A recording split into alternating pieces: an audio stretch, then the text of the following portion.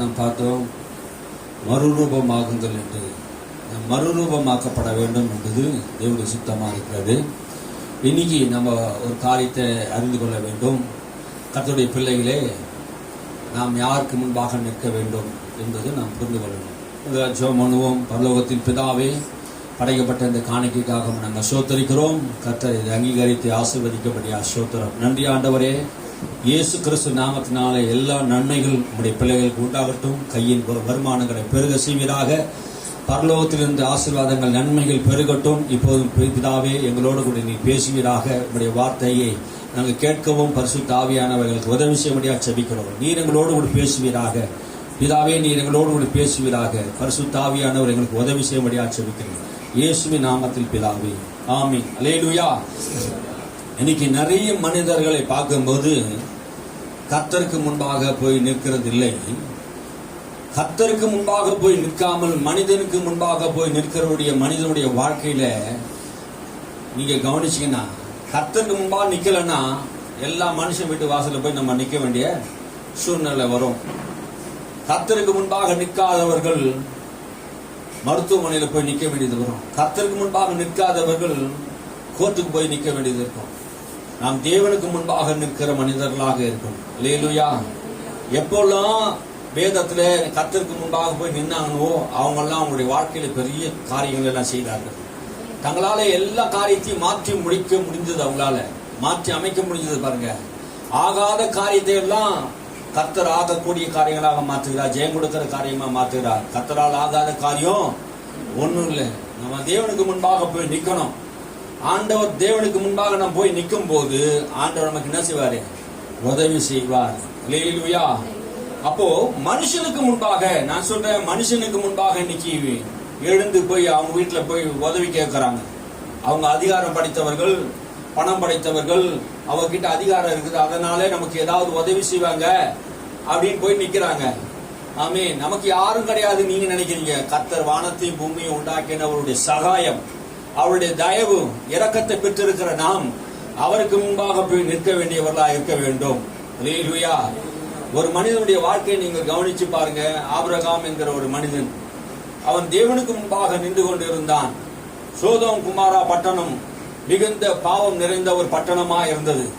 அந்த பட்டணம் பாவம் செய்ததினாலே, அந்த பட்டணத்து மக்கள் கொடூரமான மக்களா இருந்ததினாலே, பாவத்தினாலே, பாவத்தின் விளைவினாலே அந்த பட்டணத்துடைய செய்கைகள் எல்லாம் தேவனுக்கு முன்பாக போய் நின்றது.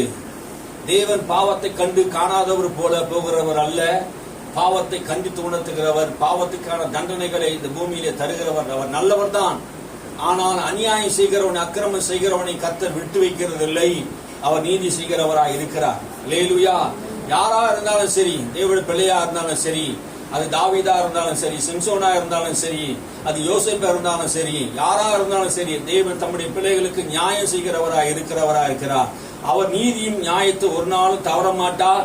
தன் செய்கைக்கு தக்கதான பலனை அவரால் நாம் பெறுகிறோம். நாம் என்ன செய்கிறோமோ அதற்கான பலனை தான் நாம் பெறுகிறோம். தவிர தேவன் அநியாயமாக யாரையும் தண்டிக்கிறதும் இல்லை. அநியாயமா யாரையும் என்ன பண்ண ஒப்பு கொடுக்கிறதும் இல்லை. யாரை அவர் ஒப்பு கொடுக்கிறார், யாரை அவர் தண்டிக்கிறார் என்பதை நாம் வேதத்தில் பார்க்கும்போது, ஆபிரகாம் சோதோம் குமாரா மக்கள் பாவம் செய்த போது சோதோம் குமாராவிலே தன்னுடைய சகோதரருடைய மகன் லோத்து அந்த தேசத்திலே வாசம் பண்ணி கொண்டிருந்த நாட்களிலே கர்த்தர் ஆபிரகாமோடு கூட பேசிக் கொண்டிருந்தார். ஆண்டவர் ஆபிரகாமுடைய நண்பனா இருந்ததினாலே தான் செய்ய போற காரியத்தை ஆபிரகாமுக்கு மறைப்போடோ அப்படின்னு ஆண்டவர் தாம் செய்ய போகிற காரியத்தை அவர் மறைக்கவே இல்லை. ஆமென். அல்லேலூயா. எந்த காரியத்தையும் ஆண்டவர் என்ன பண்ணல? செய்ய போகிற காரியத்தை மறைக்கல. ஆமென். அல்லேலூயா. இருக்கிறீங்களா? நிறைய பேர் கவனம் செலுத்துற மாதிரி இருக்குது. இருங்க. ஆமென். அப்போ ஆண்டவர் ஆபிரகாமோடு பேசுகிறார். சோதோம் குமாரா பட்டணத்திலே நடக்கிற சம்பவங்கள் என் செவி கேட்கப்பட்டது, எனக்கு சொல்லப்பட்டது என்பதை அறிந்து அவர் என்ன பண்ணாரு? அதை நியாயம் விசாரிக்க வருகிறார். ஆதியாகமம் புத்தகம் 18ஆம் அதிகாரத்திலே 17ஆம் வசனத்திலிருந்து வாசிப்போம். 18, 17 வாசிப்போம். எல்லாரும் எடுத்துக்கொள்ளுங்க. எல்லாரும் 18ஆம் அதிகாரத்தை எடுத்துட்டீங்களா? வாசிங்க. அப்பொழுது கர்த்தர் ஆபிரகாம் பெரிய பலத்த ஜாதி ஆவதினாலும் அவனுக்குள் பூமியிலுள்ள சகல ஜாதிகளும் ஆசீர்வதிக்கப்படுவதினாலும் நான் செய்ய போகிறதை ஆபிரகாமுக்கு மறைப்பேனோ? கர்த்தர் ஆபிரகாமுக்கு சொன்னதை நிறைவேற்றும்படியாய் அவன் தன் பிள்ளைகளுக்கும் தனக்கு பின்வரும் தன் வீட்டாருக்கும் நீங்கள் நீதியையும் நியாயத்தையும் செய்து கர்த்தருடைய வழியை காத்து நடவுங்கள் என்று கட்டளையிடுவான் என்பதை அறிந்திருக்கிறேன் என்றார். பின்பு கர்த்தர் சோதோம் கொமோராவின் கூக்குரல் பெரிதாய் இருப்பதினாலும் அவைகளின் பாவம் மிகவும் கொடிதாய் இருப்பதினாலும் நான் இறங்கி போய் என்னிடத்தில் வந்து எட்டின அதன் கூக்குரலின் படியே அவர்கள் செய்திருக்கிறார்களோ இல்லையோ என்று பார்த்து அறிவேன் என்றார். அப்பொழுது அந்த புருஷர் அவ்விடம் விட்டு சோதோமை நோக்கி போனார்கள். ஆபிரகாமோ பின்னும் கர்த்தருக்கு முன்பாக நின்று கொண்டிருந்தார். அப்பொழுது ஆபிரகாம் சமீபமாய் சேர்ந்து, துன்மார்க்கனோட நீதிமானையும் அழிப்பீரோ? பட்டணத்துக்குள்ளே ஒருவேளை 50 நீதிமான்கள் இருப்பார்கள். அதற்குள் இருக்கும் அந்த 50 நீதிமான்களின் நிமித்தம் ரட்சியாமல் அந்த ஸ்தலத்தை அழிப்பீரோ? துன்மார்க்கனோட நீதிமானையும் சங்கரிப்பது உமக்கு தூரமாய் இருப்பதாக, நீதிமானையும் துன்மார்க்கனையும் சமமாய் நடப்பிப்பது உமக்கு தூரமாய் இருப்பதாக சர்வலோக நியாயாதிபதி நீதி செய்யாதிருப்பாரோ என்றார். சர்வலோகத்தின் நியாயாதிபதி நீதி செய்யாமல் இருப்பாரோ? இங்கே கர்த்தர் ஆபிரகாமோடு பேசிக்கொண்டு இருக்கிறதை நாம் பார்க்கிறோம். என்ன சொல்றாரு? ஆபிரகாமை கர்த்தர் ஆசீர்வதித்தார். அவனை பலத்த ஜாதி ஆகுவதினாலும் அவனுக்குள்ளே சகல ஜனங்களும் ஆசீர்வதிக்கப்படுவதை குறித்து அவர் பேசிக்கொண்டு இருக்கும் போது தன்னுடைய சந்ததிகளை கர்த்தர் ஆசீர்வதிக்கிறார். ஆபிரகாம் மூலமாக பிறக்க போற சந்ததிகள் எல்லாம் கர்த்தர் ஆசீர்வதிக்க போகிறார் என்கிறதை சொல்லுகிறார். தான் நடக்க போற காரியத்தை சொல்லுகிறார்.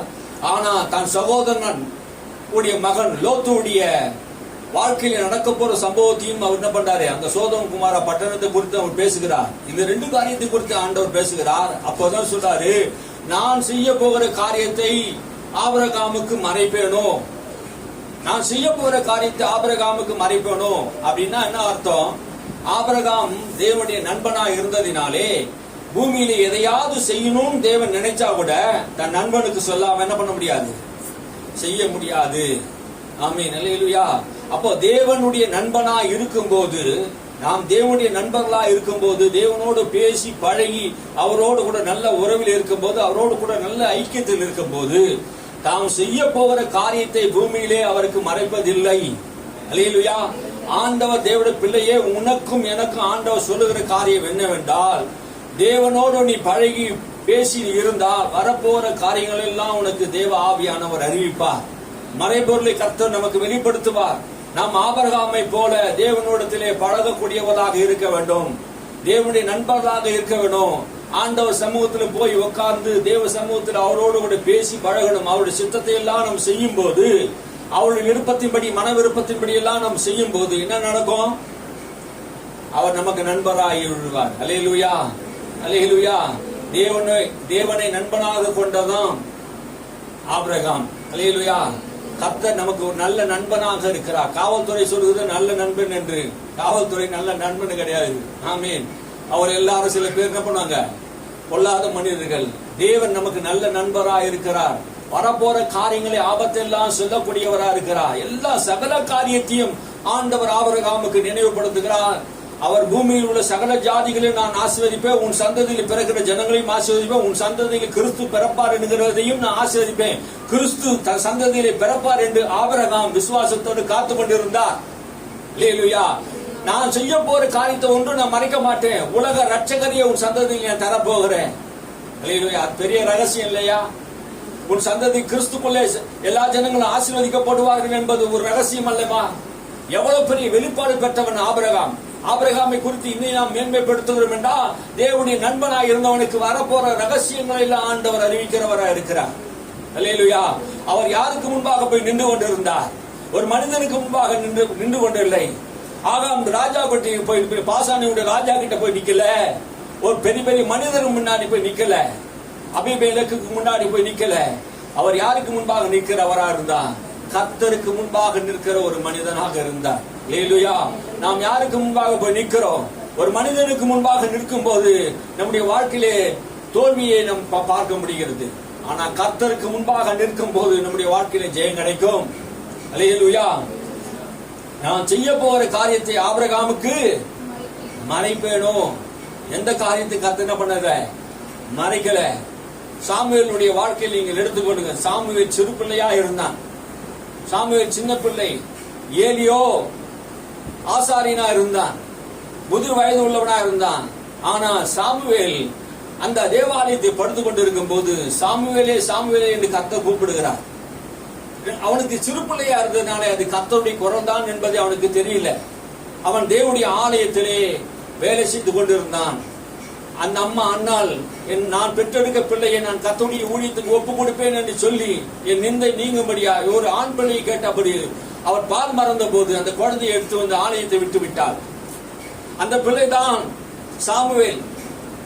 அந்த சாமுவேல் கர்த்தருடைய ஆலயத்தில் எப்போது இரவு பகலும் கர்த்தருடைய சித்தத்தின்படி வாழ்ந்தான்.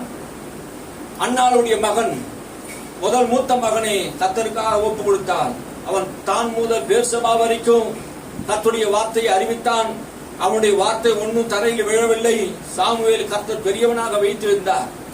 யோசிச்சு பாருங்கள், அவனுடைய வாழ்க்கையில ஆரம்ப காலத்திலே கர்த்தர் சாமுவேலோட பேசுகிறார். பேசும்போது என்ன பேசுறார் தெரியல. அப்போ ஏலிக்கு இந்த சத்தம் கேட்குது. அப்போ சாமுவேல் எழுந்து போய் கேட்கிறான், இந்த சத்தம் என்னன்னு தெரியல எனக்கு அப்படின்னு. அப்போ ஏலி சொல்லி அனுப்புறார். அப்போ அடுத்த தடவை இந்த சத்தம் கேட்டதுன்னா சொல்லும் அடியேன் கேட்கிறேன் என்று கேட்டார் பாருங்க, சொல்லி கொடுத்தாரு பாருங்க. இந்த சின்ன பிள்ளைக்கு கர்த்தருடைய சத்தம் கேட்கல. அப்போ சொல்றான், ஏலிக்கு சொன்ன அந்த காரியம் அடியேன் கேட்கிறேன்னு. அப்போது கர்த்தர் சொல்றாரு, ஏலி தன்னுடைய மகன்கள் வெப்பனியை பினகாஸ் செய்த தவறை கண்டிக்காததினாலே, இவன் ஊழியக்காரன் தான். யாரு? ஏலி ஒரு ஊழியக்காரன் தான். ஆனா தன்னுடைய மகன் ஒப்பனியை பினகாசும் என்ன பண்ணிட்டாங்க, தவறான வாழ்க்கை வாழ்ந்தார்கள். ஏலிய போல அவர்கள் இல்ல. அவர்கள் என்ன செய்தாங்க, தேவாலயத்திலே தவறானவர்களாக பலிபீடத்திலே தகர்க்க வேண்டிய கொழுப்புள்ள கரிகளை அவர்கள் தகர்த்து போடுறதுக்கு முன்னாடி அந்த கொழுப்புள்ள கரிகளை பிடுங்கி கொண்டு போனார்கள். கொழுப்பு தகர்க்கப்பட்டது பின்னாடி தான் அந்த கரியை சாப்பிடணும். பச்சையோடு திங்கிற ஒரு கூட்டமா இருந்தார்கள். ஆலயத்திலே பாவம் செய்கிறவர்களாக, வேலை செய்கிறவர்களோடு பாவம் செய்கிறவர்களாக, விபச்சார வேசித்தனம் பண்ணினவர்களாக இருந்தார்கள். ஆலயத்தில் காணிக்கைகளை கொள்ளடித்தார்கள், தசபாகங்களை கொள்ளடித்தார்கள், திருட்டு வேலையெல்லாம் செய்தார்கள். ஆனா இதெல்லாம் ஏலிக்கு தெரிந்திருந்தோம். ஏலி தன்னுடைய மகனையும் கூப்பிட்டு என்ன பண்ணல, ரெண்டு பேரையும் கூப்பிட்டு தண்டிக்கவில்லை,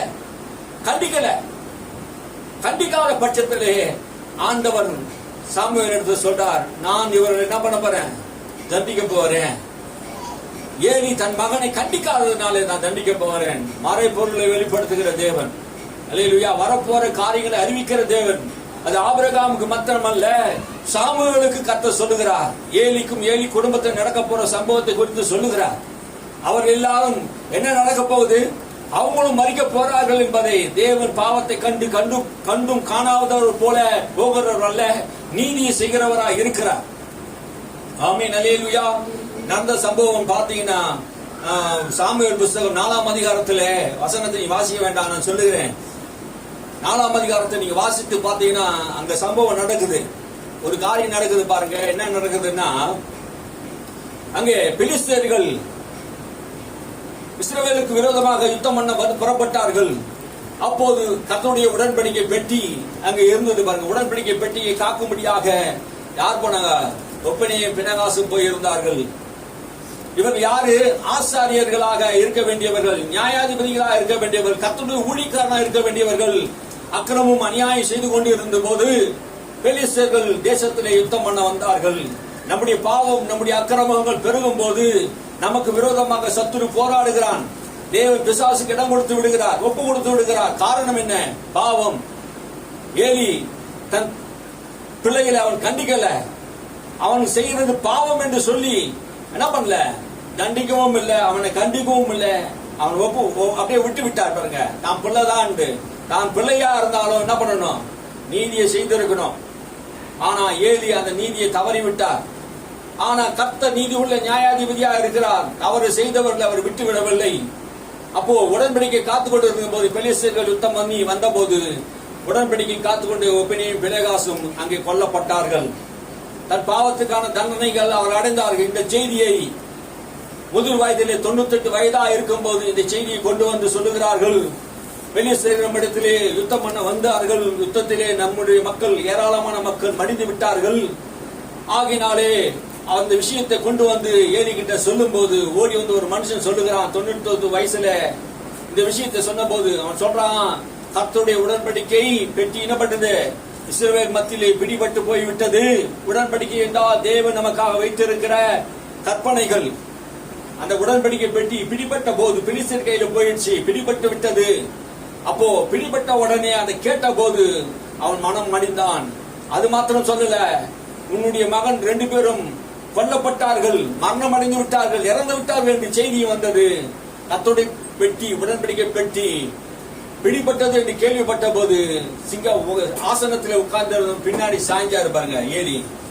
பின்னாடியிலே அடிபட்டு அங்கேயே மறித்து விட்டார். ஒரு மரணம் அல்ல, அங்க 3 மரணங்கள் ஒரே நாளிலே நடக்கிறது.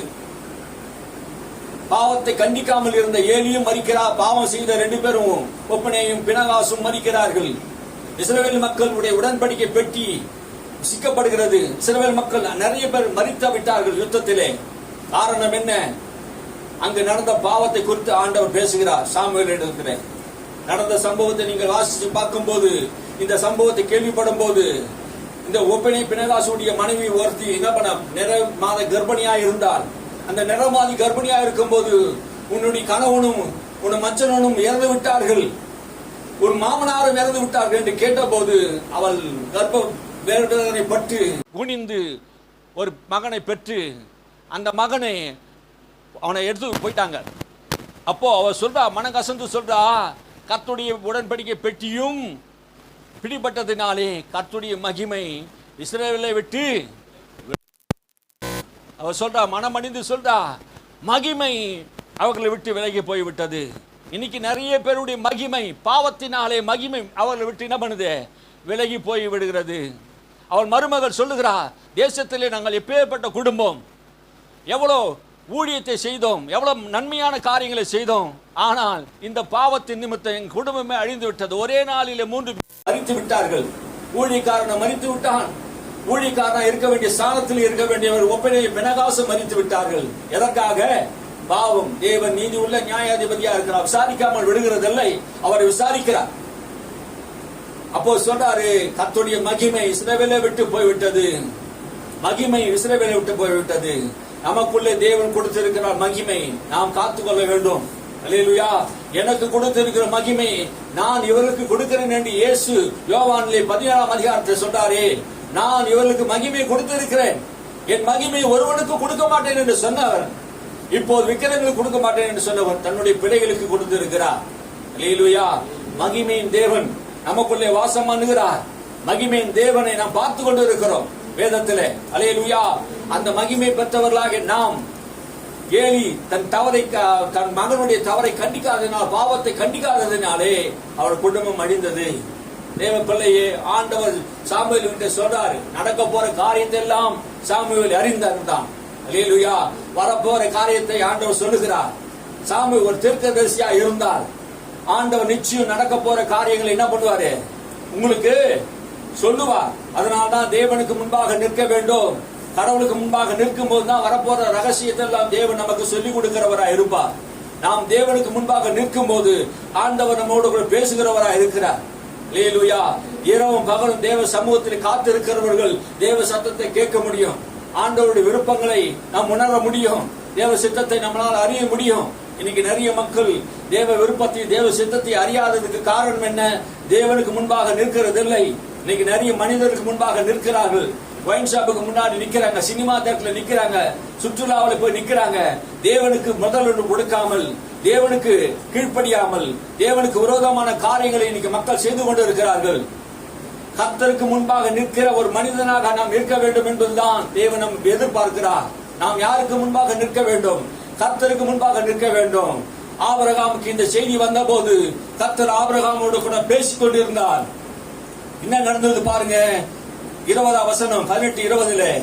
பின்பு கர்த்தர் சோதோம் குமாராவின் கூக்குரல் பெரிதாய் இருப்பதினாலும் அவைகளின் பாவம் மிகவும் கொடிதாய் இருப்பதினாலும் அவருடைய கூக்குரல், அந்த சோதோம் குமாரா பட்டணத்திலே மக்கள் படுகிற பாடுகள், அநியாயம் செய்யும் போது, அக்கிரமம் செய்யும் போது அந்த பாவம் தேவனுக்கு முன்பாக கூக்குரலிடப்படுகிறது.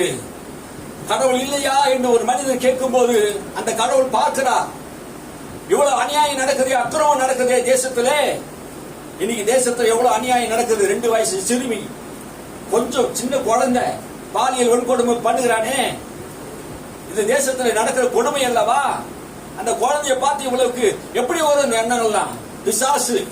பிசாசு நிறைந்த கண்கள், பொல்லாத ஆவியுடையவர்கள், ஆணோடு ஆணும் பெண்ணோடு பெண்ணும் சோதோம் குமாரா பட்டணத்தில் பாவம் செய்ததினாலே, அக்கிரமம் செய்ததினாலே தேவனுடைய அந்த சத்தத்தை கேட்டு நடக்குதா நடக்கலையா என்பது அவர் தீர விசாரிக்கிறவரா இருக்கா? யாரோ சொல்லிட்டாங்கன்னு சொல்லிட்டு அவர் போய் என்ன பண்ணல, உடனே அவர் தண்டிக்கல. வாசிங்க கீழே, நான் இறங்கி போய் பாருங்க, கர்த்தரே சொன்னார், நான் இறங்கி போய் என்னிடத்தில் வந்து எட்டின, நான் இறங்கி போவேன். யாரோ சொல்லிட்டாங்க, அதனால அந்த காரியத்தை நியாயம் தீர்க்கிற தேவன் அல்ல. யாரோ என்கிட்ட முறையிட்டாங்க, கம்ப்ளைண்ட் பண்ணிட்டாங்க என்று சொல்லி உடனே அவர் என்ன பண்ணுவார்? நியாயம் தீர்க்கல. நான் இறங்கி போய் அந்த கூக்குரலின்படி என்ன செய்தார்கள் ஒரு சிபிஐ விசாரணை விசாரிக்கிறார். அவர்கள் செய்திருக்கிறார்களோ இல்லையோ என்று பார்த்து, செய்திருக்கிறார்களோ இல்லையோ, செய்தாங்களா இல்லையா என்பதை நான் பார்த்து, அல்லேலூயா, நான் பார்ப்பேன். அவங்க செய்தாங்களா செய்யலையா, யார் முறையிட்டாலும் ஆண்டவர் ஒரு போலீஸ் ஸ்டேஷன்ல போய் முதல்ல யார் கம்ப்ளைண்ட் கொடுக்குறாங்களோ அவங்களுக்கு சாதகமா தான் நிறைய பேசுவாங்க. அவங்களுக்கு தான் சாதகமா பேசுவாங்க. ஏன்னா அது அவங்களுடைய வழக்கம். அவங்க தான் முதல் கம்ப்ளைண்ட் கொடுத்தாங்க, அதனால அவங்களுக்காக தான் பேசுவாங்க. நியாயம் விசாரிக்கணும். அவங்க அது உண்மையா உண்மை இல்லையா என்று என்ன பண்ணணும்? நியாயம் விசாரிக்கணும். நான் இறங்கி போய் அந்த சத்தம் கேட்டதுல அதுக்கு செய்தாங்களா செய்யலையா என்பது விசாரித்து அவருக்கு நான் என்ன பண்ணுவேன்? நியாயம் செய்வார். அல்லேலூயா. உங்க வாழ்க்கையிலும் கூட 10 பேர் யார் வேணா எப்படி வேணா சொல்லலாம், எதை வேணா சொல்லலாம். ஆண்டவர் இறங்கி வந்து என்ன பண்ணுவாரு? உன்னிடத்துல விசாரிப்பார். ஆமென். யாரையும் அநியாயமா தண்டிக்கிறவர் அல்ல, விசாரித்து தான் தண்டிப்பார். அந்த பட்டணத்தை ஆண்டவர் தண்டிக்க வேண்டும் என்று அவர் நினைத்தார். அதனாலே அந்த பட்டணத்தின் பாவத்தின் நிமித்தம் அவர் தண்டிக்க விரும்பினார். சோதோம் குமாரா செய்த பாவம் அந்த தேவனுக்கு முன்பாக போய் நின்றது. அவர் விசாரித்த போது அது உண்மை என்பது அவர் அறிந்ததுக்கு அப்புறம் தான் பாருங்க, அப்பொழுது அந்த புருஷர் அவ்விடம் விட்டு சோதோமை நோக்கி போனார்கள். ஆபிரகாமோ பின்னும் கர்த்தருக்கு முன்பாக நின்று கொண்டிருந்தார். அந்த புருஷர்கள், அந்த தூதர்கள் 3 புருஷர்கள் வந்தார்கள். அந்த 2 புருஷர்கள் போய் என்ன பண்ணாங்க? அந்த பட்டணத்தை அழிக்கும்படியாக புறப்பட்டு போனார்கள். ஆனால் ஆபிரகாமோ கர்த்தருக்கு முன்பாக நின்று கொண்டிருந்தான். அல்லேலூயா. யாருக்கு முன்னாடி நின்றார்? கர்த்தருக்கு முன்பாக நின்று கொண்டிருந்தார். அல்லேலூயா. எதற்காக கர்த்தருக்கு முன்பாக அவர் நின்று கொண்டிருந்தார்? அந்த பட்டணத்திலே, சோதோம் குமாரா பட்டணத்திலே இருக்கிற ஜனத்திலே ஒருவன் என்னுடைய சொந்தக்காரன், என்னுடைய சகோதரனுடைய மகன், என் கூட இருந்தவன் அந்த பட்டணத்தில் போய் இருக்கிறான். ஆனா அந்த பட்டணத்தில் லோத்து நீதிமானா இருந்தான். லோத்து நீதிமானா தான் இருந்தான். அவர்கள் செய்த பாவத்தை கண்டு அவன் என்ன பண்ணான்? மனவடிவாகினான். உண்மைதான், மனவடிவானான். ஆனா அந்த பட்டணத்தை விட்டு வரல, அந்த பட்டணத்தை விட்டு புறப்படல. அவன் பட்டணத்தை விட்டு புறப்பட்டு வந்திருந்தான், எல்லாம் நடந்திருக்கும். ஆனா அவன் ஏன் வரல? அவனுடைய ஆசி, சொத்து, அவனுடைய எல்லா புகழும் அங்க இருந்தது. சோதோம் குமாரா இருந்ததுனால அவன் வரல. பாவத்தின் மக்களோடு கூட, அநியாயம் செய்கிற மக்களோடு, அக்கிரமம் செய்கிற மக்களோடு கூட சேர்ந்து சோதோம் குமாரா பட்டணத்தில் வாழ்ந்து வந்தான். அதனாலே அவனுடைய வாழ்க்கையில நிறைய இழப்புகள் இருந்தாலும், கஷ்டங்கள் இருந்தாலும், ஆனா அதை சகித்துக் கொண்டே இருந்தான் பாவத்தின் நிமித்தம். அதை விட்டு வெளியே வரணும் அவர் நினைக்கல. ஆனா இவன் கர்த்தர் என்ன சொன்னாரு? அந்த பட்டணத்தை நான் அழிப்பேன் என்று சொன்ன போது ஏன் ஆபிரகாம் போய் கர்த்தருக்கு முன்பா நிக்கிறாரு? நைட்டு முல்லா ஜெபம் பண்ற, பரிந்து பேசுகிற ஒரு ஜெபமா இருந்தது. என்ன செய்யறார்? ஒரு ஊழியக்காரர் என்ன செய்கிறார்? கடவுளுடைய நண்பன் என்ன செய்கிறாரு? நடக்க போற சம்பவத்தை கர்த்தர் சொன்னாலும் கூட இந்த நண்பன் பேசுகிறான், ஆண்டவரே அந்த பட்டணத்திலே 50 நீதிமான் இருந்தா அந்த பட்டணத்தை அழிப்பீரோ? 50 நீதிமான் இருந்தா நான் அழிக்க மாட்டேன் நண்பா. அப்போ 45 நீதிமான் இருந்தா அழிப்பீரோ? 45 நீதிமான் இருந்தா நான் அழிக்க மாட்டேன் ஆபிரகாமே, நான் அழிக்க மாட்டேன். அப்போ 40 நீதிமான் அழிக்க மாட்டேன். அப்போ 30 நீதிமான் அழிக்க மாட்டேன். 20 நீதிமான் அழிக்க மாட்டேன். 10 நீதிமான் இருந்தா அழிப்பீரோ? சர்வலோகாதிபதியே, நியாயம் செய்கிற தேவனே, நீ 10 நீதிமான் இருந்து அழிப்பீரோ? அழிக்க மாட்டேன் என்று சொல்லிவிட்டார். அவர் இன்னும் பருந்து பேசி இருக்கலாம். அவர் பயந்து பயந்து கடவுள்கிட்ட பேசுறார். பேசி ஆண்டவர்கிட்ட சொன்னார், கடைசியா 10 நீதிமான் அழிக்க மாட்டீரோ? ஆபிரகாமுக்கு ஒரு எண்ணம், ஒரு அந்த பட்டணத்தில் இவ்வளவு பேர் இருக்கிறாங்களே, ஒரு 10 நீதிமானா இருக்க மாட்டாங்களா? சோதோம் குமாரா பட்டணத்தில் ஒரு 10 நீதிமான் இருக்க மாட்டாங்க. கர்த்தருக்கு பயந்து நடக்கிறவங்க, மனசாட்சி படி நடக்கிறவங்க ஒருத்தர் இருக்க மாட்டாங்களா என்று சொல்லிட்டு என்ன பண்றாரு ஆபிரகாம்? விட்டு விட்டான். ஆனா அந்த ஊர்ல 10 நீதிமான் கூட இல்ல. அதனால அந்த நீதிமான்களே காணப்படாத அந்த பட்டணத்தை தேவன் என்ன பண்றாரு? அக்கிரமத்தின் நிமித்தம், பாவத்தின் நிமித்தம் அந்த பட்டணத்தை அழித்தார். அல்லேலூயா. வானத்திலிருந்து அக்கினி கந்தகம் எரிந்து அந்த பட்டணம் அழிக்கப்பட்டது. தேவன் ஆபிரகாமுக்கு சொன்னதை நிறைவேற்றி முடித்தார். அல்லேலூயா. ஏன் சொல்றாரு? காரணம் சொல்றவங்க, அப்போ அந்த பட்டணத்தில் இருந்த லோத்தும் அவன் 2 மகளும் தப்பி வைக்கப்பட்டார்கள். அந்த பட்டணத்தை தப்பி வைக்க. ஆனால் அந்த பட்டணத்தை திரும்பி பார்க்க கூடாது என்று சொல்லி புறப்பட்டவர்கள் 4 பேர்ல 3 பேரும் தப்பிச்சு வந்துட்டாங்க. அவர் லோத்துடைய மனைவியை திரும்பி பார்த்தா அங்கே உப்பு தூண் ஆகிவிட்டார். இன்னைக்கு அந்த உப்பு தூணாவே இருக்குது. நிறைய பேர் அங்க போயிட்டு என்ன பண்றாங்க? அந்த உப்பு தூணாதான் இருக்குதா இல்லைன்னு என்ன பண்றாங்க? டேஸ்ட் பண்ணி பாக்குறாங்க. இன்னைக்கு அதை பார்த்துட்டு தான் இருக்கிறாங்க. அந்த பட்டணத்துல இன்னைக்கு அவள் உப்பு தூணாவே இருக்கிறார். இந்த உப்பு தூண் இன்னைக்கு இருக்குது பாருங்க. பாருங்க என்ன சூழ்நிலை நடக்குது பாருங்க. தேசத்திலே பாவங்கள், அக்கிரமங்கள், அநியாயங்கள் நடக்கும் போது தேவன் பொறுத்து கொள்கிறவர் அல்ல, நடக்கிற காரியத்தை நியாயம் விசாரிக்கிறவரா இருக்கிறார். அல்லேலூயா. ஆதியாகமம் புஸ்தகத்திலே 13 நீங்க வாசித்து பார்த்தீங்கன்னா ஜனங்கள் பாருங்க, அந்த பட்டணத்தில் ஜனங்களுடைய பொல்லாத காரியங்களே 13 சோதோமின் ஜனங்கள் பொல்லாதவர்களும் கர்த்தருக்கு முன்பாக மகா பாவிகளுமாய் இருந்தார்கள். சோதோமின் ஜனங்கள் பொல்லாதவர்களும் கர்த்தருக்கு முன்பாக மகா பாவிகளா இருந்தார். கர்த்தருக்கு முன்பாக மகா பாவிகளா இருந்தார்கள்.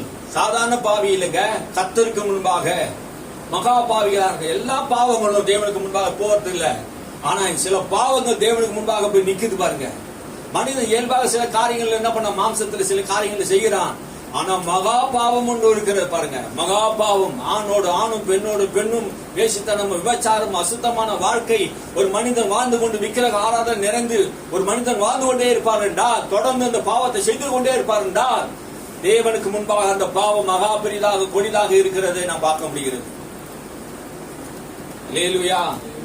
அந்த பாவம் மகா பெரிதாக. சோதோமின் ஜனங்கள் பொல்லாதவர்களும் கர்த்தருக்கு முன்பாக மகா பாவிகளுமாக இருந்தார்கள். மகா பாவிகளாக இருந்தார்கள். பவுல் சொல்லும் போது பாவிகளிலே பிரதான பாவி என்று சொன்னார்களே, அது போல இந்த ஜனங்கள் மகா பாவிகளாக, கொடூரமுள்ள மனிதர்களாக இருந்தாங்க. ஒரு வீட்டை போய், ஒரு நாட்டை போய், ஒரு வீட்டில் இருந்து போய் அடிச்சு அப்படியே கொண்டு போட்டு ஒன்றும் இல்லாம பண்ணிடுவாங்க. கொடூர பாவிகளா இருந்தாங்க. பச்சையாக தோலை உரிக்கக்கூடிய ஆட்களா இருந்தாங்க. மிருக குணம் உள்ளவர்களா இருந்தாங்க. ஒரு மனிதனை பிடிக்கணும் கண்டம் துண்டமா வெட்டி போடுகிற கூட்டமா இருந்தாங்க.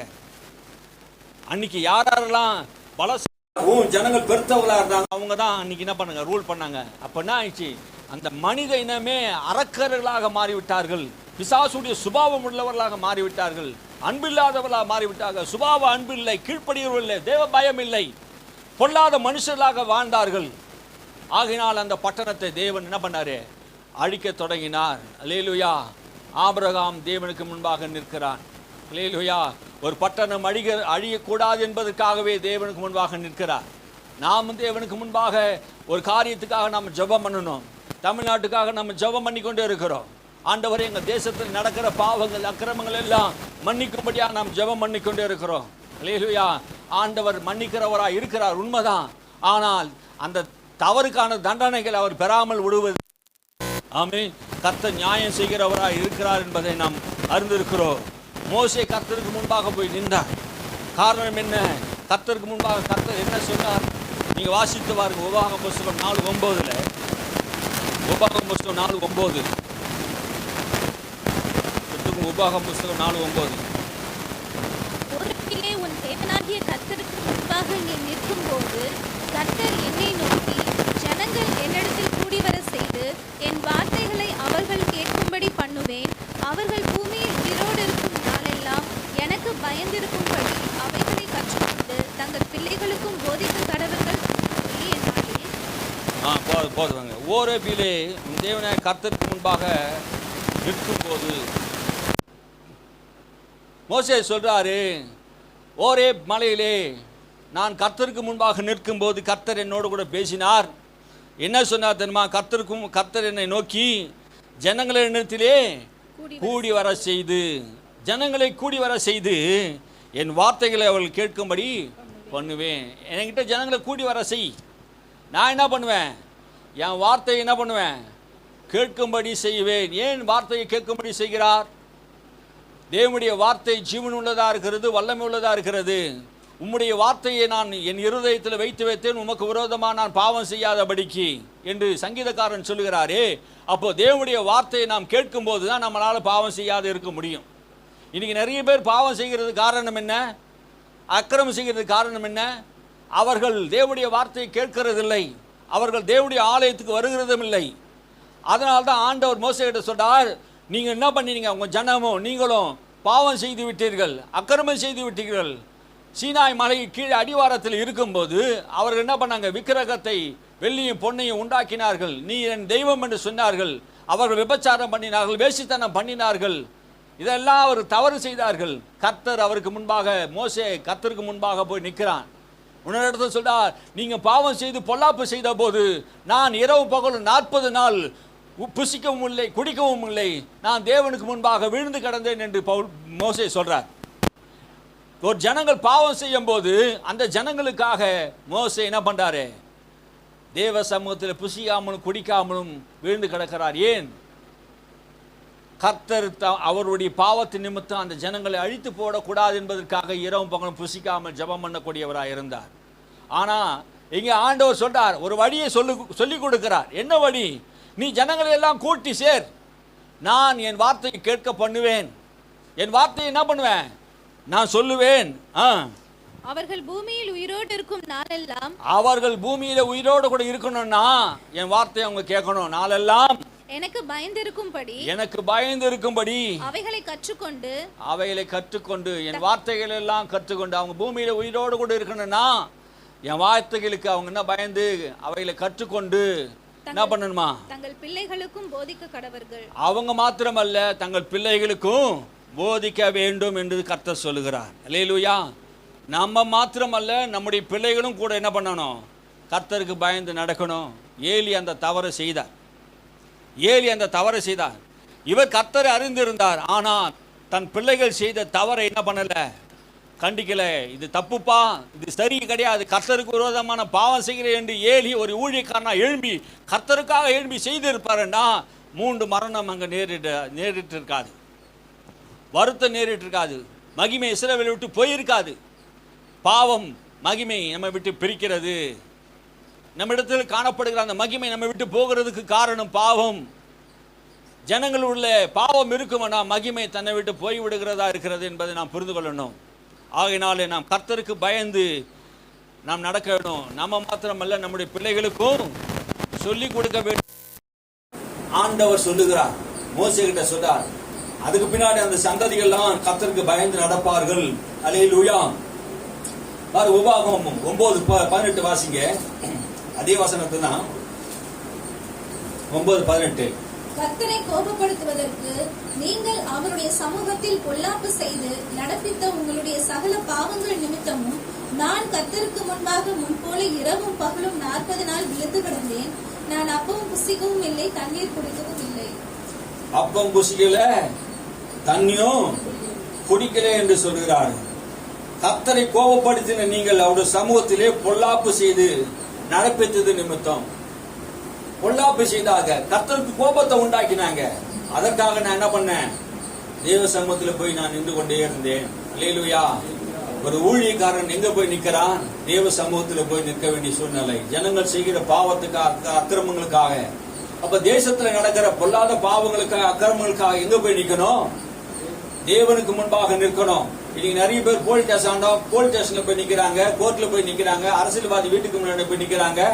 ஏன்னா அதெல்லாம் சரி செய்யணும்னு நினைக்கிறாங்க. அதெல்லாம் அங்க போய் நின்னா சரியாகாது. எங்க நின்னா சரியாகும்? தேவ சமூகத்தில் போய் நின்றாலும் சரியாகும் என்பதை நாம் புரிந்து கொள்ள வேண்டும். அல்லேலூயா. அவ கொஞ்ச நாள் சரி செய்வாங்க, ஆனா தொடர்ந்து நடக்கும். ஆனா கர்த்தர் விடுதலையாக்குவானா? நிச்சயமாகவே விடுதலையாகும் என்பதை நாம் அறிந்திருக்கிறோம். அல்லேலூயா. அப்போஸ்தலனாகிய பவுல் சொல்லுகிறார் 2 கொரிந்தியர் 8:21, 2 கொரிந்தியர் 8:21, கர்த்தருக்கு முன்பாக மாத்திரமல்ல மனுஷனுக்கு முன்பாக யோக்கியமானதை செய்ய நாடுகிறேன் என்று சொல்லுகிறார். 2 கொரிந்தியர் புஸ்தகம் 8:21 வாசிங்க. கர்த்தருக்கு முன்பாக மாத்திரமல்ல மனுஷருக்கு முன்பாகவும் யோக்கியமானவைகளை செய்ய நாடுகிறோம். அப்ப கர்த்தருக்கு முன்பாக மாத்திரமல்ல மனுஷனுக்கு முன்பாக யோக்கியமாக நாடுகிறோம், யோக்கியமா நடக்க நாடுகிறோம். அப்போ தேவன் என்ன விரும்புகிறார்? பவுல் என்ன விரும்புகிறான்? கர்த்தருக்கு முன்பாக உத்தமமா நடந்துடலாம், கர்த்தருக்கு நமக்கு தெரியும். ஆனா மனுஷனுக்கு முன்பாக உத்தமமா நடக்கிறோம் என்று பவுல் சொல்றாரே, எவ்வளவு காரியம் பாருங்க. உத்தமமாய் நடந்தார்கள், கர்த்தருக்கு முன்பாகவும் மனுஷனுக்கு முன்பாக உத்தமமாய் நடந்தார்கள். அவர்களுடைய வாழ்க்கையில நீங்க கவனித்து பாருங்க. அப்போஸ்தலர் தன் ஊழியத்தை கவனிச்சு பாத்தீங்கன்னா, எந்த மனுஷனிடத்து பரிதானம் வாங்கல, எந்த மனுஷனிடத்து இலவசமாக சாப்பிடல, தன் சொந்த கையினாலே அவர்கள் வேலை செய்து தங்களுக்காகவும் தங்களோட கூட இருக்கிறவர்களுக்காக உழைத்து சம்பாதித்தார்கள். யார்கிட்டையும் பிடிங்கி தின்னல. இன்னைக்கு சொல்ல போனா எல்லார்கிட்டையும் பிடிங்கி தின்ற ஒரு கூட்டம் தான் இன்னைக்கு ஊழியமா இருக்கிறது. இயேசு பேரை சொல்லி சொல்லி வாங்குற கூட்டங்களா இருக்குது. உழைக்கிறதுக்கு மனசு இல்ல. காணிக்கை தசபாகம்லாம் எதுக்கு யோசிச்சு பாருங்க. காணிக்கை தசபாகம்லாம் எதற்கு? அன்னைக்கு இருக்கிற ஊழியத்துல எதுக்கு கொடுக்கப்பட்டது? ஏழைகளுக்கு பரிசுத்தவான்களுக்கு உதவியாக கொடுக்கப்பட்டது, சபை வளர்ச்சிக்காக கொடுக்கப்பட்டது. இன்னைக்கு தனி மனிதனுடைய வளர்ச்சிக்காக கொடுக்கப்படுகிறது அல்ல காணிக்கை தசபாகங்கள். பவுல் அப்போஸ்தலன் தன் சொந்த கையினாலே வேலை செய்தார், வருத்தப்பட்டார், பிரயாசப்பட்டார். ஒருவனத்தில் நான் பரிதானம் வாங்கல, வருத்தத்தை உண்டாக்கல, வாங்குவதை காட்டிலும் கொடுப்பது பாக்கியம் என்று கற்றுக்கொண்டார். மனுஷனுக்கு முன்பாக யோக்கியமாய் நடந்தார். காணிக்கை தசமம் வாங்குவது தவறல்ல ஊழியக்காரனுக்கு. ஆனா அதை கூட நான் என்ன பண்ணல, வாங்கல. உண்மையா இருந்தோம், மனுஷனுக்கு முன்பாக உண்மையா இருந்தோம், தேவனுக்கு முன்பாக உண்மையா இருந்தோம். பிலிப்பிய பட்டணத்தார் ஒரு தடவை 2 தடவை எனக்கு கொடுத்து உதவி செய்தார்கள் என்று அப்போஸ்தலன் பவுல் சொல்லுகிறார். மன உகந்தியாக உற்சாகத்தோடு சந்தோஷத்தோடு கொடுத்த பிலிப்பு பட்டணத்தை பார்த்து அவர் ஆசீர்வதிக்கிறார். என் தேவன் தம்முடைய மகிமையின் ஐஸ்வர்யத்தின்படி உங்கள் குறைவெல்லாம் கிறிஸ்து இயேசுவின் மகிமையினாலே உங்களை நிறைவாக்குவார். சுவிசேஷத்தின் ஊழியத்துக்காக கொடுத்த உங்கள் பணத்தை தேவன் அவர் தம்முடைய ஐஸ்வர்யத்தின்படி உங்களை குறைவெல்லாம் நிறைவாக்குவார். பிலிப்பு பட்டணத்தாரே, நீங்கள் என் குறைவை நிறைவாக்கவில்லை, கிறிஸ்து உங்கள் குறைவெல்லாம் நிறைவாக்குவார். அல்லேலூயா. என் தேவன் தம்முடைய மகிமையின் ஐஸ்வர்யத்தினால் உன் குறைவெல்லாம் நிறைவாக்குவார், கவலைப்படாதீங்க. அல்லேலூயா. ஊழியத்துக்காக கொடுத்த ஒரு மக்களை பார்த்து ஆசீர்வதிக்கிறார் பவுல். நான் 2 விதமாக சொல்லுகிறேன், புரிந்து கொள்ளுங்கள். தவறு அல்ல, சில காரியங்கள் தவறு அல்ல, சில காரியங்கள் தவறு இருக்கிறது. இன்றைய சூழ்நிலையில் பார்க்கும்போது பெருவயிற்று சோம்பேறிகள், பணத்துக்கு ஆசை பிடித்தவர்கள், அவர்களை பற்றி நான் பேசிக் கொண்டிருக்கிறேன். மனுஷனுக்கு முன்பாக சாட்சி இல்லாதவர்கள், மனுஷனை வைத்து சம்பாதிக்கிற ஒரு கூட்டம். அரசியல்வாதி எப்படி மனுஷனை வைத்து சம்பாதித்துக் கொண்டே இருக்கிறானோ, இன்னைக்கு ஊழியக்காரனை வைத்து நிறைய பேரு சம்பாதித்துக் கொண்டே இருக்கிறான். அவ்வளவு பேர் கூட்டணும், இவ்வளவு பேர் கூட்டணும், இவங்க இவ்வளவு பேர் என்கிட்ட இருக்கிறாங்க, அவ்வளவு பேர் என்கிட்ட இருக்கிறாங்க, இவ்வளவு கொடுத்தா நான் செய்வேன், அதை செய்வேன். இது சொல்வதுக்கு எனக்கு பயம் கிடையாது. ஆமென், அல்லேலூயா. யோசிச்சு பாருங்க. மனுஷனுக்கு முன்பாகவும் தேவனுக்கு முன்பாக உத்தமமாய் நடந்தோம், உத்தமத்தோடு வாழ்ந்தார்கள். அல்லேலூயா. கர்த்தருக்கு முன்பாக உத்தமமா இருந்தார்கள். யாக்கோபு 4:10 சொல்லுகிறது, கர்த்தருக்கு முன்பாக தாழ்மைப்படுங்கள், அப்போது அவர் உங்களை உயர்த்துவார். கர்த்தருக்கு முன்பாக தாழ்மைப்படுங்கள். தாழ்மை என்று என்ன நினைக்கிறாங்க? தாழ்மை என்றால் கீழே அப்படியே விழுந்து கிடக்கிறது தாழ்மை, செருப்பு போடாமல் இருக்கிறது தாழ்மை, இதெல்லாம் ஒரு தாழ்மை நினைச்சிட்டு இருக்கிறாங்க பாருங்க. தாழ்மை என்பது என்ன? வேத வசனத்துக்கு அப்படியே கீழ்ப்படிந்து நடப்பதுதான் தாழ்மை. அப்போ தாழ்மையா இருப்பது என்றால் என்ன? தேவனுக்கு பயந்து நடக்கிறது, வசனத்தின்படி நடப்பது, தங்கள் வாழ்க்கையை ஒப்பு கொடுப்பது, இதுதான் தாழ்மையை குறிக்கிறதா இருக்கிறது பாருங்க. கர்த்தருக்கு முன்பாக தாழ்மையா இருக்கிற மனுஷனை கர்த்தர் என்ன பண்ணுவாரு? உயர்த்துவார். அல்லேலூயா. தாவீதை கர்த்தர் உயர்த்தின போது தாழ்மை உள்ள மனுஷனா இருந்தான். அல்லேலூயா. தன்னை திட்டினவர்கள் முன்பாக, மனுஷருக்கு முன்பாக தன்னை தாழ்த்தினான். தேவன் என்னை என்ன பண்ணணும்? தண்டிக்கட்டும். நான் ஏதோ தவறு செய்தான், என்னை ஆராய்ந்து அறிந்து பாரு ஆண்டவரே. என் உள்ளத்துல ஏதாவது தவறு இருந்தா என்ன பண்ணுங்க, அதை எனக்கு சீர்படுத்துங்க, சரிப்படுத்துங்க. அதுதான் தாழ்மை. என் வாழ்க்கையில தவறு, தாவீதுடைய வாழ்க்கையில தவறு அந்த செய்த போது கூட அந்த தவறை ஒருவன் சுட்டி காட்டின போது, சாதாரண மனிதன் சுட்டி காட்டின போது கூட அந்த தவறை தான் என்ன பண்றான்? மறைக்கவில்லை, ஒத்துக்கொள்கிறான். தேவனுக்கு முன்பாக தன்னை தாழ்த்துவது, உண்மையை பேசும்போது அந்த மனிதன் தன்னை தாழ்த்த வேண்டும். உண்மையை சொல்லும் போது யாராவது நம்மை குறித்து உண்மையான காரியங்களை சொல்வார்கள்னா அது சரிதான், நான் செய்தது தவறுதான் என்கிற ஒத்துக்கொள்கிற மனப்பான்மை தான் தாழ்மையா இருக்கிறது. அப்ப தாழ்மை குணம் என்ன? தன் தவறை உணர்வது. தன்னுடைய தவறே செய்யாத மனிதன் யாரும் இல்லை, தவறு செய்கிறான். ஆனா தவறு செய்திருக்கிறாய் என்பது நீ அறியாமல் இருக்கும்போது ஒருவர் உனக்கு சுட்டி காட்டும் போது அந்த தவறை என்ன பண்ணணும்? உணர்ந்து தேவனுக்கு பயந்து நான் இனி செய்ய மாட்டேன் என்பது ஒத்துக்கொள்வது தாழ்மை. தாழ்மையோடு இருக்கும்போது ஆண்டவர் நம்மை உயர்த்துவார். அல்லேலூயா. கடைசியாக ஒரு விஷயத்தை நாம் வாசிப்போம். சாமுவேலுடைய வாழ்க்கையிலே 1 சாமுவேல் புஸ்தகம் 12ஆம் அதிகாரம், 1 சாமுவேல் புஸ்தகம் 12ஆம் அதிகாரம்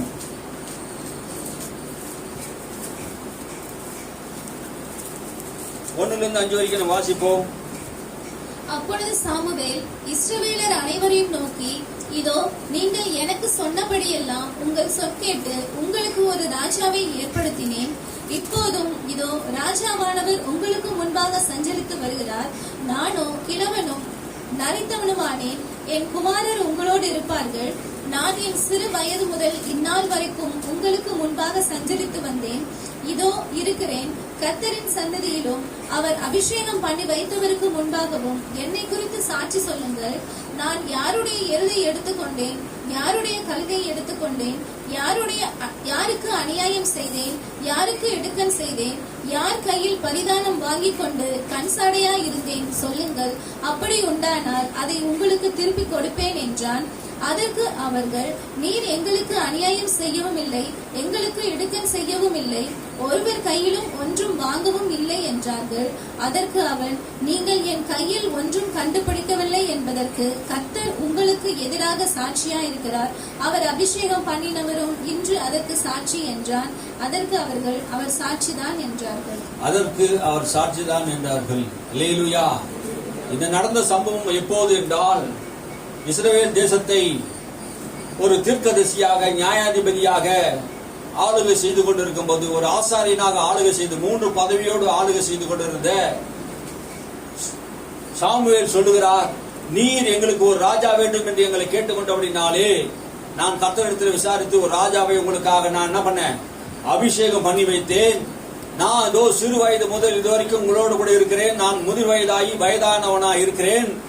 என்னுடைய காலங்களிலே, நான் தீர்க்கதரிசியா இருந்த காலங்களிலே, நியாயாதிபதியா இருந்த காலங்களிலே, ஆசாரியனா இருந்த காலங்களிலே என்னிடத்திலே குறை உண்டானால், என்னிடத்திலே பாவம் உண்டானா, இதோ ராஜா இருக்கிறார், உங்களுக்கு ஒரு இஸ்ரவேலி ராஜா இதுவரைக்கும் இல்லை என்று நீங்க சொல்லிக் கொண்டிருந்தீங்களே, இதோ சவுலை நான் உங்களுக்காக ராஜாவாக ஏற்படுத்தியிருக்கிறேன். இந்த ராஜாவுக்கு முன்பாக நான் நிற்கிறேன். மனுஷர்களாகிய நீங்களும் எனக்கு முன்பாக நிற்கிறீர்கள். கர்த்தர் நமக்கு முன்பாக நிற்கிறார். நீங்கள் சொல்லுங்கள், என் சிறு வயது முதல் நான் ஊழியத்தை செய்து வந்தேன் இந்த பகுதியிலே. அப்போ சொல்றாரு பாருங்க, 3ஆம் வசனம், இதோ இருக்கிறேன் கர்த்தர் சந்நிதியிலே அவர் அபிஷேகம் பண்ணி வைத்திருக்கிறவருக்கு முன்பாக என்னை குறித்து சாட்சி சொல்லுங்கள். என்னை குறித்து சாட்சி சொல்லுங்க. நான் என்ன அநியாயம் பண்ணேன், என்ன அக்கிரமம் பண்ணேன், யாரிடத்து அநியாயம் செய்தேன் என்பதை எல்லாம் நீங்க சொல்லுங்க. உங்களை நியாயம் விசாரிக்கும் போது யார்கிட்ட ஆட்டையோ மாட்டையோ பரிதானமாக லஞ்சமாக வாங்கி உங்களை ஏமாத்தினது உண்டா? கர்த்தருக்கு முன்பாக மாத்திரமல்ல, மனுஷனுக்கு முன்பாக யோக்கியமா நடக்க வேண்டும் என்று பவுல் சொல்லுகிறாரே. பழைய ஏற்பாட்டு காலத்திலே மனுஷனுக்கு முன்பாகவும் தேவனுக்கு முன்பாகவும் அவர் நியாயம் விசாரிக்கப்படும் போது அவருடைய நியாயம் சரியாக இருந்தது. எந்த மனுஷனும் அவர் குற்றம் சாட்ட முடியல. கர்த்தரால் அழைக்கப்பட்டவன், அபிஷேகம் பண்ணப்பட்டவன் பரிதானம் வாங்கல, லஞ்சம் வாங்கல. இன்னைக்கு பரிதானம் வாங்குறான், லஞ்சம் வாங்குறான், மனுஷன் அநியாயம் செய்கிறான், அக்கிரமம் செய்கிறான், கண்சாடை காட்டுகிறான். ஒருவருக்கு ஒரு விரோதமான காரியங்கள் வரும்போது தனக்கு சாதகமான மனுஷனுக்கு சாதகமாக பேசுகிறான். அவன் நல்லதே, எதிராளி நல்லதே செய்திருந்தாலும் அவனுக்கு விரோதமாக பேசுகிறான். இதுதான் மனுஷ சுபாவம். இங்க வாசிங்கள், அபிஷேகம் பண்ணினவருக்கு முன்பாகவும் சாட்சி சொல்லுகிறேன், நான் யாருடைய எருதையை எடுத்துக்கொண்டது உண்டோ? எங்க யாருக்கிட்டையாவது நான் எருதை எடுத்துக்கிட்டேன்னா, உங்க வயல்ல இது பண்றீங்க அந்த எருதை நான் எடுத்துக்கொண்டேன்னா, நான் நியாயாதிபதியா இருந்தேனே இத்தனை வருஷமா, வயதாகி போச்சு எனக்கு. யாருடைய எருதை நான் எடுத்துக்கொண்டேன்னா, யாரையே நான் அநியாயம் பண்ணிட்டுனா, யாருடைய கழுதையை எடுத்துக்கொண்டேன், யாருடைய கழுதையை நான் எடுத்துக்கொண்டேன், யாருக்கு அநியாயம் செய்தேன், யாருக்கு நான் அநியாயம் செய்துட்டேன், யாருக்கு இடுக்கண் செய்தேன்? ஆ. யார் கையில் பரிதானம் வாங்கிக் கொண்டு கண்சாடையா இருந்தேன்? யாருக்கு நான் இடுக்கண் செய்தேன்? யாரையாவது நான் கொடுமை காரியம் செய்தேனா? யாருக்காவது கஷ்டத்தை உண்டாக்கினா? யாரையாவது நான் கொடுமையான வார்த்தைகளை பேசிட்டு விட்டேனா? இல்லையே. பரிதானம் வாங்கி கொண்டு யாருக்கா கண்சாடையா நான் என்ன பண்ணிட்டேன்? என் வாழ்க்கையை நடத்திட்டேனா? சொல்லுங்க. அப்படி உண்டானாலும் அதை நான் என்ன பண்ணுவேன்? திரும்ப கொடுத்து விடுவேன். ராஜாவுக்கு முன்பாக, இஸ்ரவேல் மக்களுக்கு முன்பாகவும், கர்த்தருக்கு முன்பாகவும், இஸ்ரவேல் சமஸ்த சபைக்கு முன்பாகவும் சாமுவேல் நியாயம் விசாரிக்கப்படும்படியாக தன்னை ஒப்பு கொடுக்கிறான். இன்னைக்கு எத்தனை பேர் தன்னை தேவனுக்கு முன்பாக, மனுஷனுக்கு முன்பாக உத்தமனா காண்பிக்க முடியும்? நிற்க முடியுமா? நான் கஞ்சா அது வாங்கல, அநியாயம் பண்ணல, அக்கிரம் பண்ணல, உண்மையா வாழ வேண்டும் என்பது வேதம் சொல்லுகிறது. சாமுவேல் கர்த்தருக்கு முன்பாக நிற்கிற மனிதன் பின்னும் சாமுவேல் கர்த்தருக்கு முன்பாக நின்று கொண்டே இருக்கிறார். அல்லேலூயா. இரவும் பகலும் தேவனுக்கு முன்பாக நிற்கிறவன் லஞ்சம் வாங்க மாட்டான், பரதானம் வாங்க மாட்டான், நியாயத்தில் உண்மையா இருப்பான், கஞ்சாட காட்ட மாட்டான், நீதியா பேசுவான். அல்லேலூயா. தேவனுக்கு முன்பாக நடந்து உண்மையா வாழ்ந்தான். அதற்கு ஜனங்கள் எல்லாம் என்ன சொல்றாங்க? அதற்கு அவர்கள், நீ எங்களுக்கு அநியாயம் செய்யல, எங்களுக்கு இடுக்கண் செய்யல, ஒரு கையிலும் நீ என்ன பண்ணல, லஞ்சம் வாங்கல, ஒன்று வாங்கல. ஆமே. யாருடைய கையிலாவது நான் லஞ்சம் வாங்கினது உண்டோ? அதற்கு அவன், நீங்கள் என் கையிலே ஒன்றும் கண்டுபிடிக்கவில்லை என்று சாமுவேல் சொல்றார். என் கையில என்ன பண்ணல, நியாயம் விசாரிக்கப்படும் போது ஒன்றும் என்கிட்ட கண்டுபிடிக்கல. கர்த்தர் உங்களுக்கு எதிராக சாட்சியா இருக்கிறார். கர்த்தரும் சாட்சியா இருக்க, நானும் சாட்சியா, நீங்களும் உங்க வாயின் சாட்சியா இருக்கிறீங்க என்று சொல்லுகிறார். அல்லேலூயா. கர்த்தருக்கு முன்பாக நிற்கிற மனிதனுடைய வாழ்க்கையை நாம் பார்த்தோம். அல்லேலூயா. தேவனுக்கு முன்பாக ஒரு மனிதன் நிற்பான்னா அந்த எந்த மனுஷனுக்கு முன்னாடி போய் நிற்க வேண்டிய அவசியம் இல்லை. அல்லேலூயா. தேவனுக்கு முன்பாக நிற்கிற மனிதன் ரகசியங்களை அறிவான். தேவன் அவனோடு கூட ரகசியத்தை சொல்லுவார். அல்லேலூயா. தான் தீர்க்கதரிசிக்கு ஆமோசில சொல்றாரு, தீர்க்கதரிசிகளுக்கு என்ன பண்ணுவாராம்? தாம் செய்ய போற காரியத்தை மறைப்பேனோ. கர்த்தராகிய ஆண்டவர் தீர்க்கதரிசியாகிய தம்முடைய ஊழியக்காரனுக்கு தமது ரகசியத்தை வெளிப்படுத்தாமல் இருக்க மாட்டார். அல்லேலூயா. வெளிப்படுத்துவார். தேசத்தில் நடக்க காரியங்கள் எல்லாம் தேவன் என்ன பண்ணுவாரு? வெளிப்படுத்துவார். ஆமென். அல்லேலூயா. தேவனோடு கூட பழகினவனுக்கு தான் தேசத்தில் என்ன நடக்க போகுதுன்னு தெரியும். ஆமென். ஆமென். ஆண்டவராகிய இயேசு சீக்கிரம் வரப்போகிறார் என்கிற வெளிப்பாடு நமக்கு உண்டு. ஆமென். ஆண்டவர் சீக்கிரம் வரப்போகிறார். சீக்கிரத்தை இந்த பூமியிலே நடக்க போகுது. இனி காலம் செல்லாது. வெளிப்படுத்த விசேஷம், இனி காலம் செல்லாது, தேவ ரகசியம் நிறைவேற போகிறது என்று யோவான் சொல்லுகிறார். அநியாயம் செய்கிறவன் அநியாயம் செய்யட்டும், அக்கிரமம் செய்கிறவன் அக்கிரமம் செய்யட்டும், இதோ அவன் செய்கைக்கு தக்கதான பலன் என்னோடு கூட வருகிறது என்று கர்த்தர் சொல்லுகிறார். அல்லேலூயா. தேவ ரகசியம் வெளிப்பட்டுக் கொண்டிருக்கிறது. தேசத்தின் கொடுமைகள் நடந்து கொண்டிருக்கிறது. தேசத்தின் ராஜாக்கள் அநியாயம் பண்ணுகிறார்கள். தேசத்தின் குடிகளை அநியாயம் பண்ணுகிறார்கள். அதிகாரிகளும் ஜனத்துக்கு விரோதமான காரியங்கள் செய்கிறார்கள். ஒடுக்கப்படுகிறார்கள் ஜனங்கள், நசுக்கப்படுகிறார்கள் ஜனங்கள். வீடு இல்லாத ஜனங்களுக்கு, ஏழ்மையான ஜனங்களை வீடுகளை இடிக்கிறார்கள். ஏழை எளிய மக்களை கொடுமைப்படுத்துகிறார்கள். காரியம் தேசத்தில் நடந்து கொண்டிருக்கிறது. பணம் படைத்தவர்கள், அதிகாரம் படைத்தவர்கள் ஏழையை ஒடுக்கிக் கொண்டிருக்கிறான். அவருக்கு யாரும் இல்லை என்று மனிதன் சொல்லிக் கொண்டிருக்கிறான். கர்த்தர் சொல்லுகிறார், நான் துணை நிற்கிறேன் என்று. அல்லேலூயா. தேவன் ஏழைகளுக்கு, திக்கற்றவர்களுக்கு, ஒடுக்கப்பட்டவர்களுக்கு தேவனாக இருந்து அவர் நியாயம் செய்கிறவரா இருக்கிறார். அல்லேலூயா. அவர் நியாயம் செய்கிற நீதி உள்ள நியாயாதிபதியா இருந்து பூமியிலே காரியத்தை செய்ய போகிறார். அல்லேலூயா.